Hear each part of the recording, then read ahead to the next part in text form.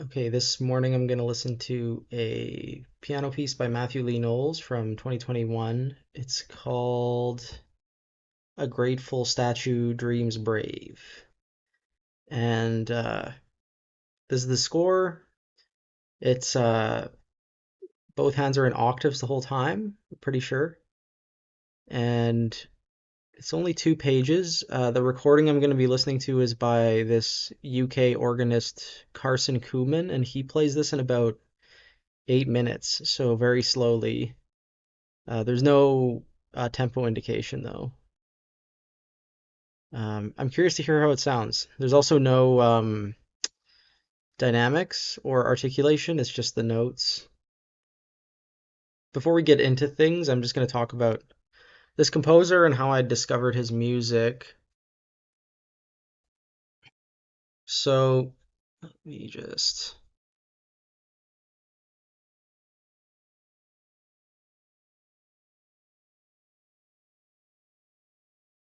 So, this was a composer that I sort of discovered through Twitter, I'm pretty sure. And at one point, I think this was I discovered his music around this time, 2021. Maybe found him in 2020 during the pandemic, but when he had this Twitter post where he just like gave this Google Drive link to all of his compositions thus far. I guess he continues to update this. And I downloaded a bunch of keyboard stuff. So this is more or less where I got all these PDFs we're going to be looking at. And he's a very prolific composer. I think that's one of the first things you'll notice when you look into his stuff is that he's just writing stuff every day, like almost a piece a day kind of thing, maybe even more.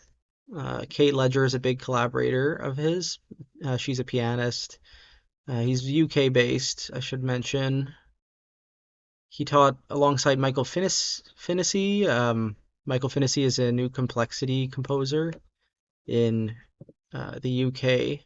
I'm not going to read all the way through this, but he's mentioning John Cage a lot, and his music I would describe as very Cagean. Even his whole approach of just like composing so much music, most of which I can't find performances of, and just emphasis on having a huge output and collaborating. And then, yeah, his works list, he's not ashamed to show how many pieces he writes a year, which it seems to be like is like between 20 and 60 pieces a year, mostly for piano.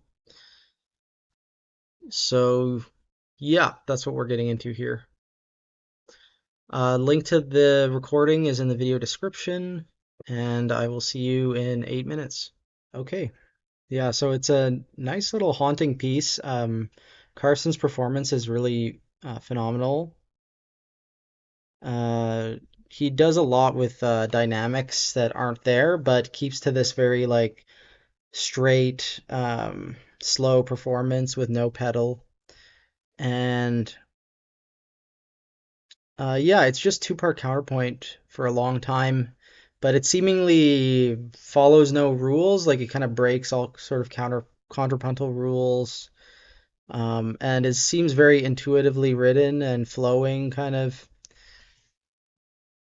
every motion feels like a big one because you don't know what rule is going to be broken next, right? Or if any are going to be broken, and you don't know if a voice is going to leap or if it's going to step. You don't really know what direction it's going to go. So it sort of keeps you in suspense the whole time. And formally, I like how it's broken up into these sections that end with whole notes.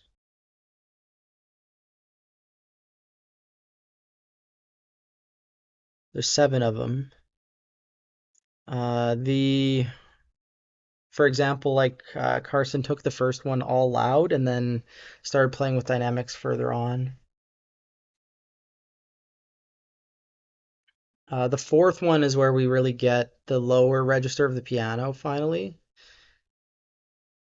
And then the seventh one is where we get really high. I guess we end high and low in the sixth, but then yeah, towards the end we get the really high stuff.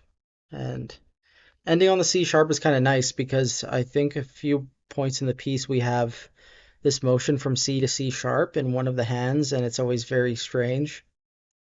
Um, but I don't think there's any sort of pattern. I think it's all like just kind of felt. Um, yeah, interesting that the bass ends with that same motion, C, C sharp, and then we get D, C sharp in the upper voice. Yeah, I mean it's a nice little piece.